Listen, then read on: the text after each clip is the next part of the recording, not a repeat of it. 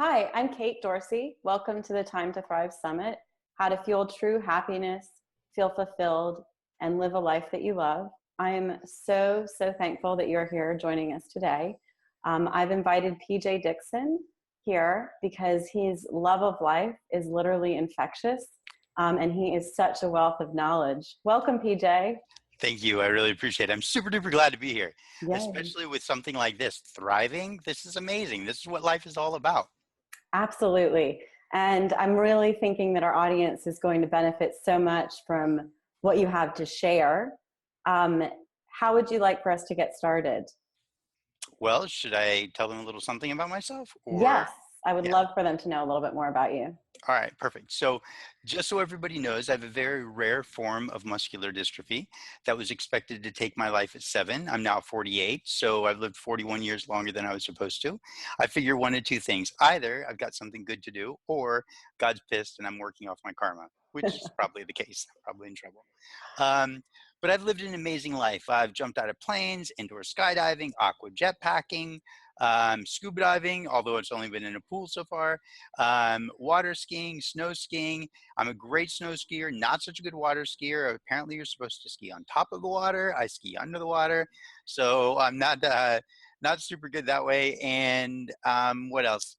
I've been training martial arts almost 30 years. I've been teaching 20 years. I've been to Japan a bunch of times. I live a better life than most able-bodied people. Despite my disability, I live an outstanding life.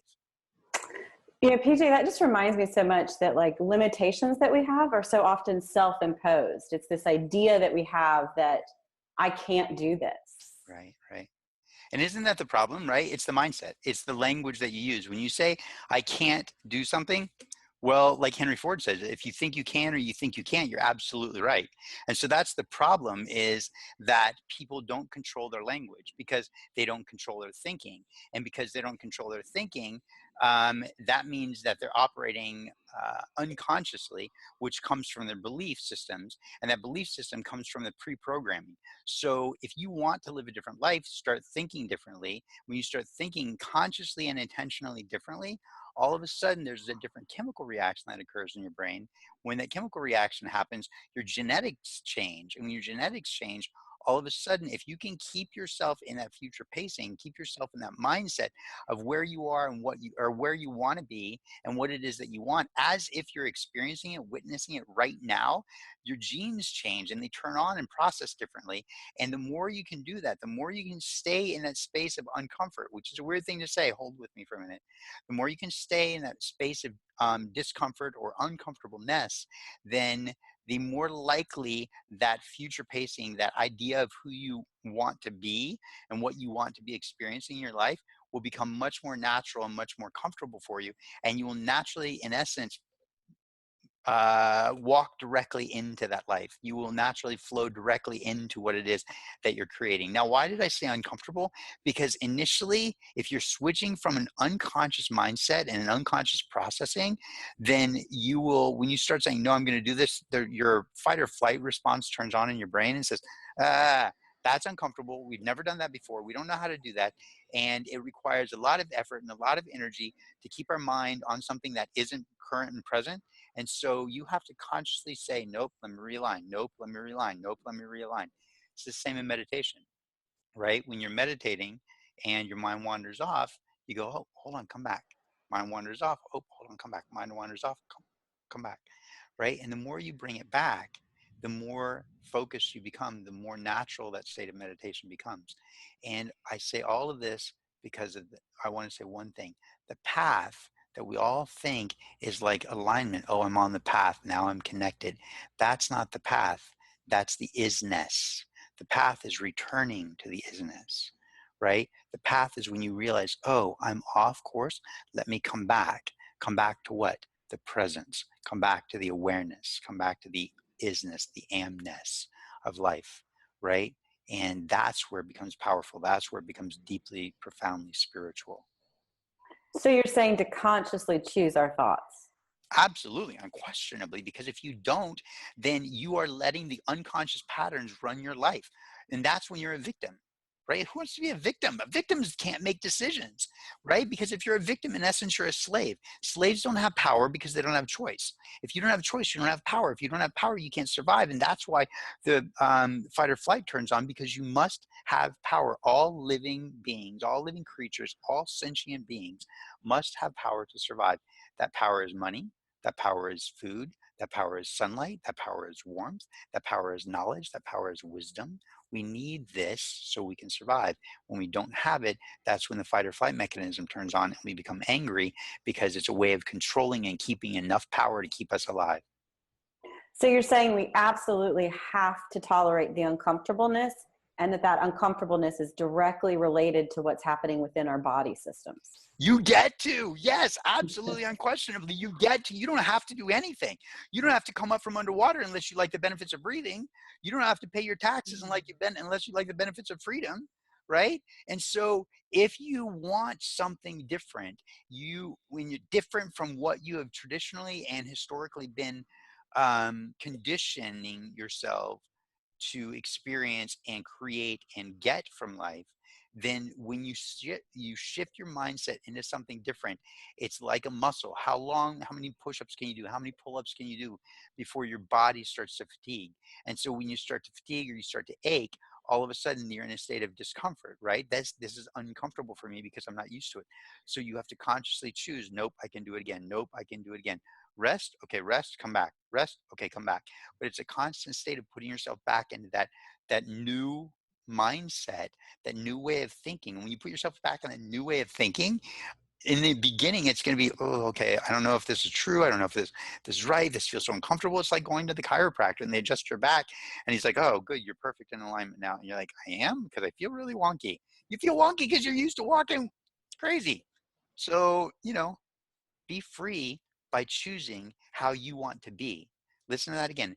Be free by choosing how you want to be, instead of just allowing yourself to be whatever you are and whatever your mind says you are and wherever you came from. And, well, this is the way I was raised, and excuse after excuse after excuse. That's not vision. You're not living from vision then. You're living from a form of slavery. There's an anchor tied to you. You're dragging power or dragging weight behind you that's digging deeper and deeper into the ground and slowing you down. You're never going to get where you want to go until you untie or cut that chain that holds you to that anchor, until you choose to live from vision and let that drive you and pull you.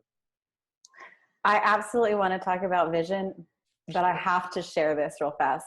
Yes. That was so fantastic. It's an opportunity. It's not I have to. It is I get to. Yeah. So fantastic.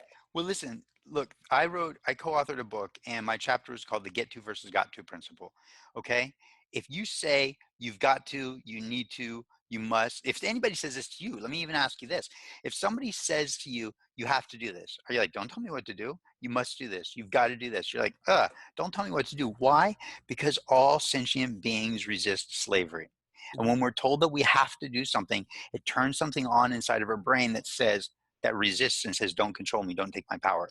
But when somebody says to us, you have the opportunity, you get a choice, there's a chance, all of a sudden we're like, oh, really? What's the choice? What's the chance? What's the opportunity? I have a choice. Choice means freedom, right? I can choose this or I can choose that. It's freedom. And everybody loves that. So we move towards that. When you speak to yourself, and we do it all the time, if you say, I have to make that phone call tonight, do you resist it? I need to clean up that pile of paper. Do you resist it? I have to go to dinner with my mother-in-law. Do you resist it? But if you say, I get the opportunity I'm excited about, all of a sudden everything inside of your system changes. The chemicals released in your brain change, your genetics change. You literally become someone different. God, it's like mind-blowing. I love this stuff. I get to. I know, this is why you're a wealth of knowledge. It's so awesome. Let's talk about vision. Yes. Choosing to have a vision for your life instead of being a victim of your life. Yeah.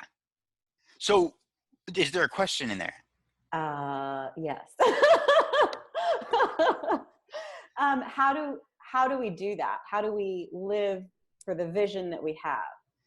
Okay, so that's a great question, because what we're talking about for me now, for me, not necessarily for you or anybody in your audience, is a spiritual conversation. Okay, so I'm gonna back up a little bit because I get excited. When I get excited, I need to move my little handicapped body around, so I'm backing my wheelchair up. Okay, so All look, right.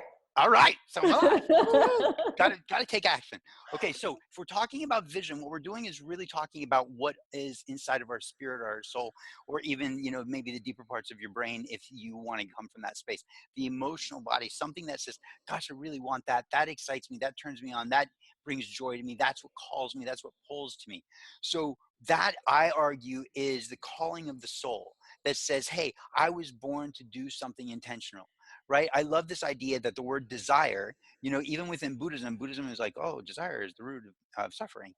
And I, as much as I love Buddhism, I would sort of maybe, I can agree with that, but I can also say the how do I want to say it? The unfulfilled desire creates suffering. Okay. And so it's not getting what you want as much as it is moving towards what you want. So living in the moment and driving towards that. So that desire, if you look at the original root of the word, desire means of or from the Father. So this is me getting spiritual. Okay. And I'm not getting religious. So I'm not choosing one religion over the other, but I just, like this concept. If this concept of desire of or from the Father means something deeper, maybe this desire within you, this calling, this craving that you have, goes deeper than just your heart and your mind. Maybe it goes deeper than your conscious mind. Maybe it goes deeper than your subconscious mind. Maybe it goes deeper than your heart. Maybe it goes into your spirit or your soul. Maybe it comes from an origin. Maybe you are the cutting edge of evolution. Maybe you are the expression of the divine. Maybe if you look at the facts that scientifically that there is nothing different, everything is the same. You are made of the same substance the stars are made of. We're all made of the same stuff, which in essence is made of energy. So if we are all made of energy, energy, and everything is made of energy, the rock, the car, our conversation, that implies that energy is pure potential, right? And so if we have a vision is an idea in our mind, which is energy. And so if we live from that vision and we say, you know what, God, I really want that. Why do we want that? Because something inside of me is pulling me that direction. Something inside of me is calling and saying, that's what I want. That's what feels good to me. That's what I'm aligned with, that kind of energy. And that's the direction I want to go. So when we're unhappy, when we're in a state of distress, when we're sad, when we're hurt, when we feel lost, often it's because we don't feel like we have a choice. We often feel tied down, anchored down, um, enslaved, obligated, and we're not living from that vision. But when we live from that vision, we say, that's what I want, because I'm honoring that part of me. I'm honoring that call inside of my soul. And we move in that direction. All of a sudden, we feel like we can breathe. When we feel like we can breathe, it's because we have choice. And when we have choice, we have freedom. And so living from vision is quintessential to realize that you are free, right? But living from obligation just ties you into a sense of slavery and resentment and disgust and disappointment and lack and loss and all of those negative feelings. That cortisol brain is dumping all of these negative chemicals, not just cortisol, but hundreds, if not thousands, of additional chemicals and chemical reactions into the system, changing your genetics, which means it's turning on possible problems like cancer, like Alzheimer's, like depression, right? And so it's really important for us to realize that if we are not living from vision, if we're not being honest about what we're really excited about, then we're not really living. We're actually dying. And that's really important for us to realize, because the body and the brain are intimately connected. And when the brain is unhappy, then it creates a decay in the body. And it's really important. If you want to live, you want to thrive, if that's where you really want to, how you want to live, when you're happy, when you're excited, when you're thriving, your body tingles with energy. You can't share something you don't have. If you want to share excitement and enthusiasm, if you want to change the world, if you want to impact somebody else, then turn yourself on. When you get turned on, you can turn other people on. I can't share something I don't have. If I say, hey, Kate, come to my house for a barbecue, and you're like, yay, sounds good. Free food, I love it. And you're like, you come to my house, right? And I'm like, let's go to the kitchen and get some food. Apparently that means, go to the, right? So we go to the kitchen. I open up the refrigerator door, because that's the noise all refrigerator doors make. And I ain't got no food. How can I share something I don't have? Mm. If you don't have happiness, excitement, enthusiasm comes from entheos, which means full of God, and if we look at God as energy, right? Because if everything is created from one source, which is energy, right? If we're not full of energy, then we're what are we full of? Nothing. Doubt, low energy, and everything. I mean, as long as there's anything that we can touch, energy never dies, it just changes form, right? But there's different levels of energy, and there's different emotions that drive action. So if I'm angry, that drives me to take action versus if I'm just, complacent. I'm like, yeah, it's okay. Yeah, it's fine. It's good enough. Complacency isn't a high level of energy, so it doesn't motivate and drive me to take action, right? If we look at something like enthusiasm, excitement, love, right, generosity, it's a higher level of energy. It causes us to take action. So a lot of times people say, well, what's the opposite of love? And some people want to say hate. And I say the problem is that love is a motivator and so is hate, Mm. right? So what's the opposite of love? Anger. Well, love is a motivator and so is anger, right? So if love is a motivator, what's the opposite of that? Apathy. Apathy means no energy, no life, no value, no focus, just basically complacency, right? And the problem is that's not causing you to move. And vision requires energy. Vision requires energy to hold. Vision requires energy to feel. And it's that physical feeling, those emotions and those physical feelings that actually cause you to take action. And that's when the vision starts to come to life. I get excited, Kate. So I'm not sure I'm giving you a lot of time to ask questions. And I hope your audience isn't like, oh my God, he talks way too fast, but he gets so excited.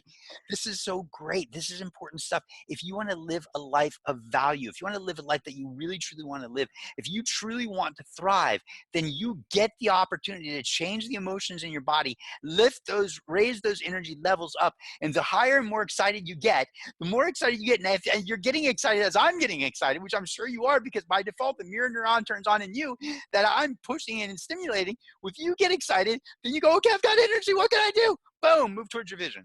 What is it that you want to do? If I'm like, yeah, or the other thing is you can just kind of, see that vision that you want and like really kind of, oh my God, stop talking. Right? Does this make sense? Yes, this is This is why I had to back fantastic. away from my desk so I can move around because I got to move, baby. I got to move. This is awesome. I love how you're also combining like the science behind it too, how you really have that understanding of not just like we have the power to choose. Our vision can call us forward. We can choose to be asleep in our lives, or we can choose what we want, and we can go after what we desire. I'm equally as excited right now. Can you tell? I love it. I love it. Leaning forward and moving a lot Yes, as yes, yes, well. yes, yes. Infectious. Maybe it is your mirror neurons. But it's also like, it's just so awesome how you've got this science going on behind it to explain why we do what we do. And ultimately, it comes down to you choose Yeah, what you want. yeah. You are responsible. You are the ultimate creator of your life. If you And want happiness, you got to choose it. Sorry, just no, interrupted no, no, no. I get excited too. Forgive me for interrupting. Yeah, you're 100% you. right. Right. In many major world religions, they talk about free will. Right. You have free will. You can move with the flow, or you can move against the flow. And moving with the flow. Now, this is where it's going to seem like there's a bit of a dichotomy, contrast. I'm going to choose the word contrast because the universe is built on contrast. Okay, when we realize that the universe is built on contrast, that means that we have choice. Okay, which means free will. And so if we have choice, then when we make a choice, we take action. Okay, even if you choose not to make a choice, that's an action. Okay, so if the universe is built on contrast and we have choice, means that we have free will. When we have a choice, we take action. When we take action, we have an experience. And when we have an experience, there's an assessment that goes on. That assessment is the contrast. That assessment is, do I like it? Do I not like it? Do I want more of it or less of it? Do I want to do that again or never again? Right? And then what happens when we are in contrast? We make another choice. We take more action. We have more experience, which means we're in a state of assessment. So here's the thing, you are always in a state of choice, especially when you feel like I don't have a choice. You do, The problem is you're not exploring those choices. You are allowing yourself to be weighed down by the thought and the fears of the what ifs or the negative crap that you've carried forward from the past into your present. You're believing the past, or you're so worried and weighted down by the what ifs of the future, you don't feel like you have any choices. One of the free ways out of that is to start looking at, okay, what could I do? I could do this, I could do this, I could do this. Okay, what are my options? Oh, now I've got options. The moment I look that I see that I've got options, all of a sudden I'm no longer myopic where I'm just focused forward. I'm moving my shoulders a lot because I can't move my own hands. And so in my mind, like I'm putting my hands next to my eyes like blinders, like on a horse, right? So in my mind I'm doing something, but my body doesn't follow. So if you're myopic, you're singly focused, you're focused only forward. But the moment you pull those blinders off, all of a sudden you have peripheral vision. You have options, you have up, you have down, you have in, you have out, you have left, you have right, right?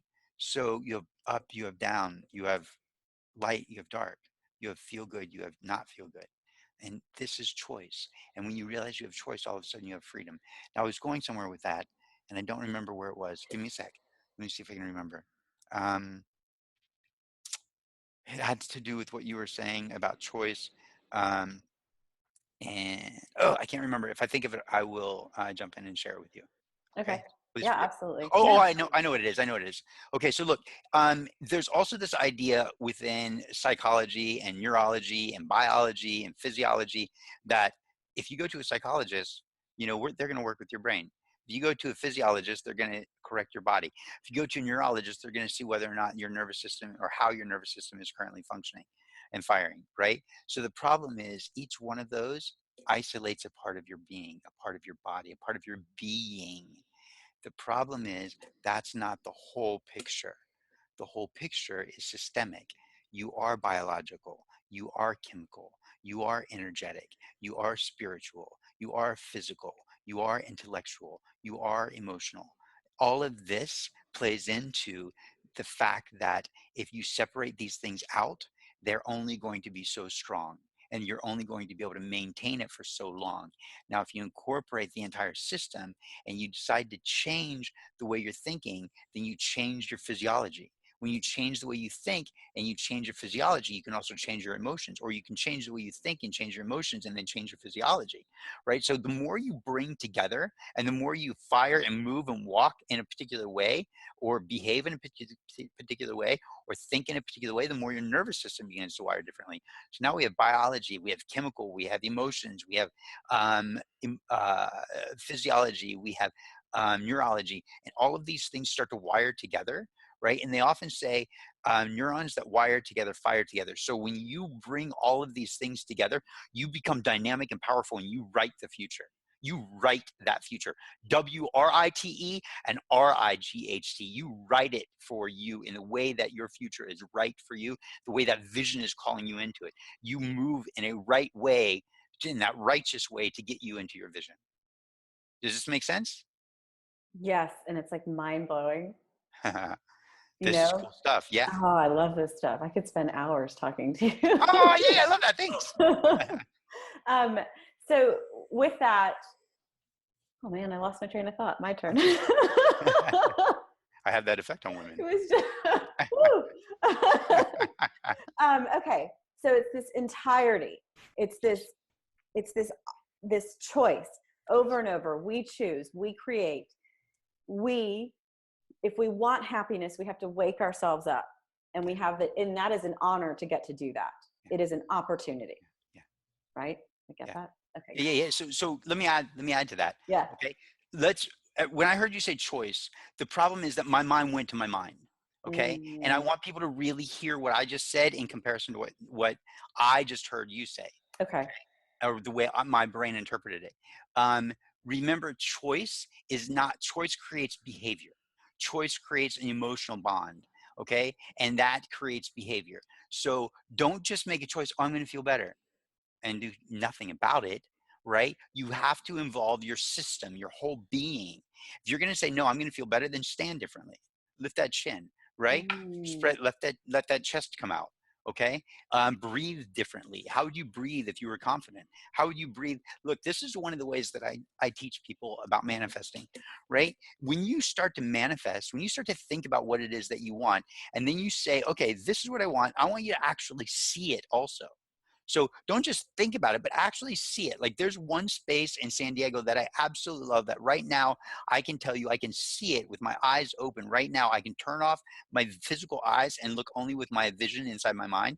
I can see that. And then I can call up how I'm physically feeling and how I emotionally feel in that state. So if you really want to develop something, if you really want to make this choice, think it, okay? Feel it, see it. But when I say feel it, what I want you to realize is when you think it, I don't want you to just think it. I want you to start to see it. And when you start to see it, I want you to physically feel how you would feel as if you had what you were envisioning, as if you already were what you were envisioning, if you already were where you were envisioning. Okay, as if you were in that present place. So physically feel, how would you physically feel? Oh, I'd feel relaxed. I'd feel my shoulders would drop. All of a sudden there'd be a pep in my step, right? I'd smile more. Physically, I would, be lighter. I'd be emotionally, then emotionally, how would you feel? So physically, how would you feel? Then emotionally, how would you feel? If emotionally I felt like in that state, wow, I'm so relaxed. I'm so generous. I'm so happy. Life is so easy. Of course, this happens for me. Always I get exactly what I want just because that's the way I create it, you know, because that's the way I think, that's the way I see it. I physically put myself in that state of feeling and emotionally I feel it. And when I live by that emotional feeling, that's when the whole choice comes together and starts to manifest with power. So you can't just think it. You want to see it. You want to physically feel it as if you were there, right? Like how would you be as if it were already in existence, as if you were experiencing it right now, and how would that emotionally feel? And if that's how you live in that state, you literally walk out of your house feeling as if, boom, it will happen. It will happen because when you make choices from that state, you will make choices that nurture that vision. And all of a sudden you will shift the things in the way that you behave. See, this is really important because if you don't make it, if you don't come from this space that I'm talking about now, you won't shift into that vision. You will return to the way you were behaving habitually because it's a Mm. practiced process, right? And that practice process usually comes from uncontrolled thoughts. That means that you are living from that belief system and that old programming. Dude, you're a slave. I just called you dude. You're a slave from that place, right? And that's a terrible place to be. But when you come from this is what I want. I can see it. I can physically feel how I'm going to feel as if I have it emotionally. And that's one of the great things about human beings. We can actually turn on physical feelings. We can actually turn on emotions.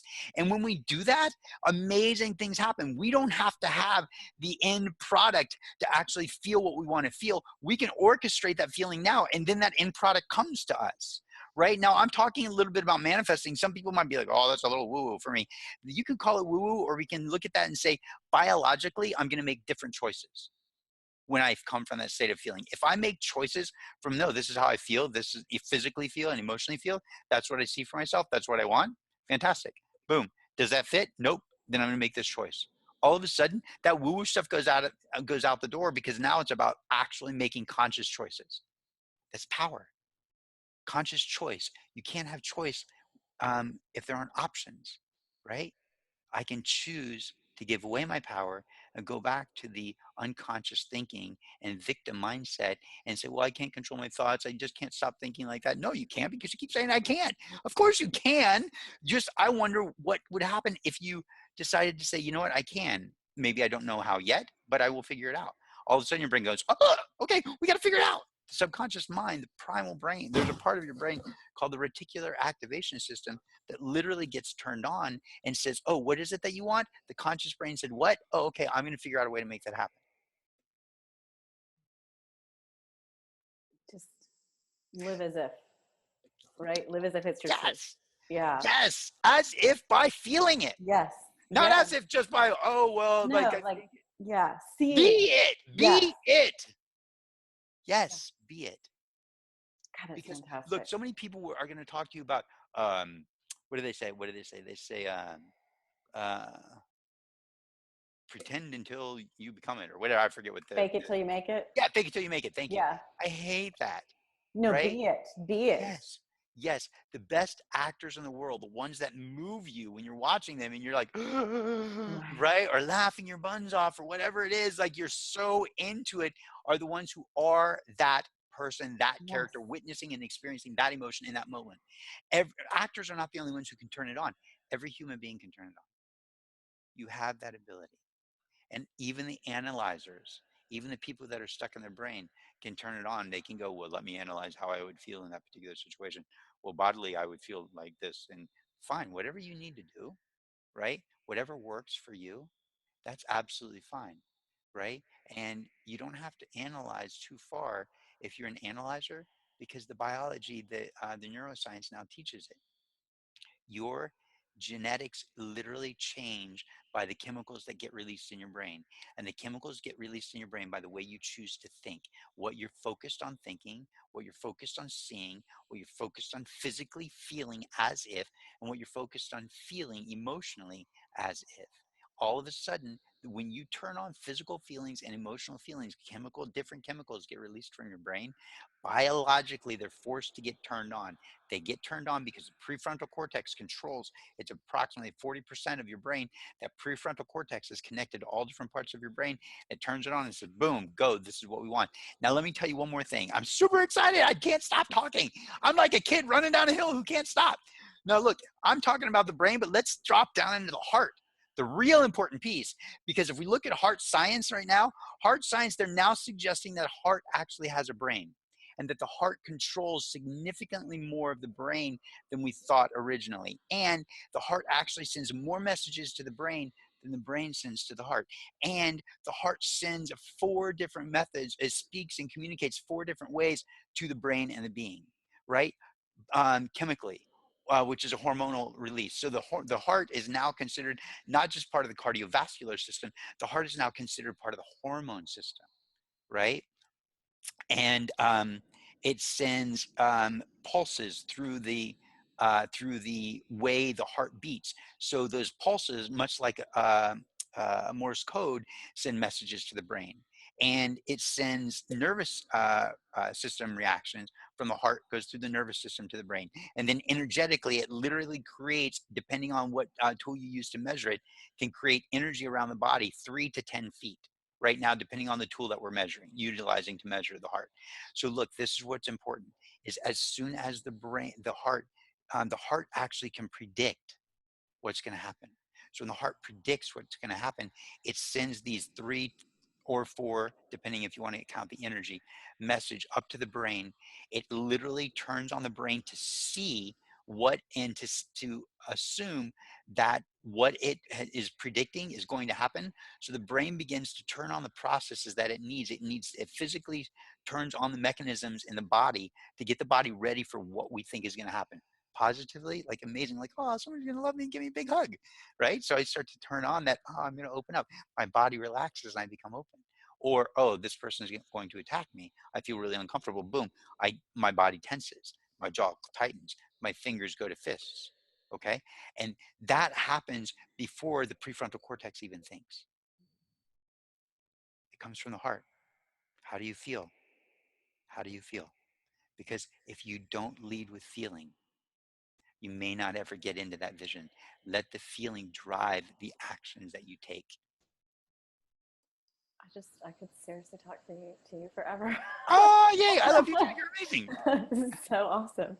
Thank you. I know you have a free gift, and I'm going to Oh, put yeah. it below this email. So I'd love for you to share just a little bit about what your free gift is and how our audience can connect with you. Perfect. So, a couple of different free gifts, and you can get them in one space, but I think Kate has both links. Okay. So, one free gift is for anybody who feels like they really want to, specifically women, but also this will work for men to a certain degree. I have 4 videos that I offer that are completely free. Just go to my engagedin1year.com site, because I'm a life, love, and relationship coach and a professional speaker. So, I do some stuff with emotional love also, and romantic love also. And so you can go and watch these 4 videos. These 4 videos completely free. Just put in your email, boom, you'll get the emails immediately right there. And what's nice is there's like an hour of content in those free videos. So 4 videos, an hour of content, and What do I want to say about them? Oh, sorry for what do I want to say? The quality of the video, because I made them like 2.5, 3 years ago or something like that. But the content is juicy and delicious and still very relevant. And I just haven't gone back to remake the videos because the content is so rich. So I'm like, whatever. It's about the content anyway, right? It doesn't matter what I look like. It matters what, I'm delivering. The second, and from there on that same website is the same as the other gift. You can schedule for a free 20-minute conversation with me. If you've got something going on that you want to work through or get past, reach out to me. I'm not so busy that I'm not accessible to people. Just sign up for a one-on-one. I'd love to get you on a phone call for 20 minutes, because this is the way you change, by having an actual dialogue and conversation. Let's get on the phone call, figure out what's actually going on for you and stopping you, and see what we can do to move you forward. Sound good? And that calendar link should also be in the email that Kate sent you. Yes, it'll be below. Perfect. Definitely, you guys take advantage of this. I mean, clearly PJ is just such a wealth of knowledge, and the fact that he can link not just like what you need to do, but also help you understand what's going on up here, and then even in here, is just so fantastically wonderful. So It's all biology, baby. It's all biology. It's conscious choice. We have freedom. We want to be alive. We're wired to want to live. yes, So how do you want to live is the question. you guys work with PJ. He's so awesome. Thank Thanks. you so much for being here. Thank you. I know our audience is going to just benefit so much from hearing what you've had to share. Thank you. Thank you. Hey, I love you a ton. You're amazing, and super, super glad to call you my new friend. Big Thank squeeze. you. Big Yes. hug. I love you a ton. You're amazing. I love you too. Thank you so much. All right. Have Bye, a great everybody. one. Bye. Thanks. Bye, beautiful people.